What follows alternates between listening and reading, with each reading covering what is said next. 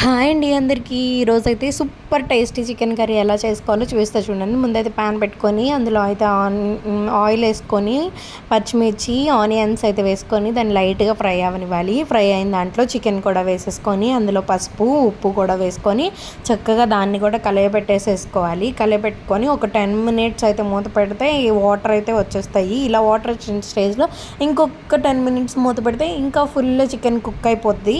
Chicken మొత్తం cook అయిపోయిన తర్వాత అయితే ఇట్లా ఎన్ని వాటర్ అయితే వచ్చేస్తాయి. ఆ టైంలో అయితే అల్లం వెల్లుల్లి పేస్ట్ వేసి దాన్ని కూడా కలిపి వేసేయండి.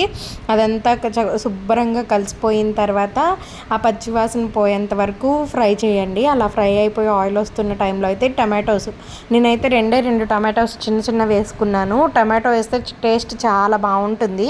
టమాటో వేసుకొని మూత అయితే పెట్టేసుకొని మూత తీసిన తర్వాత ఇలా ఇంకొన్ని వాటర్ వస్తాయి. వాటర్ వచ్చిన స్టేజ్లో అయితే చక్కగా కారం వేసేయండి. కారం వేసేసి పెట్టేసేసుకోండి.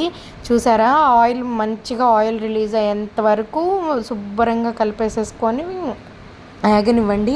నేనైతే కొంచెం కారం ఎక్కువ వేసేసాను, కానీ టేస్ట్ అయితే చాలా చాలా చాలా బాగుంది. కొంచెం వాటర్ కూడా పోసేసుకుంటే పులుసు వస్తుంది. ఆ వాటర్ మొత్తం ఎగిరిపోయి నూనె పైకి తేలేంత వరకు అయితే ఉంచుకొని అందులో అయితే గరం మసాలా తర్వాత చికెన్ మసాలా రెండు అయితే వేసుకొని దాన్ని కూడా కలిపేసేసుకొని, మా ఇంట్లో కొంచెం కొత్తిమీర ఎక్కువ తింటారు, సో నేను ఎక్కువ వేసాను. కావాలంటే తక్కువ వేసుకోవచ్చు. అలా కొత్తిమీర కూడా వేసేసుకుంటే సూపర్ టేస్టీ చికెన్ కర్రీ అయితే చాలా బాగుంటుంది. Thank you.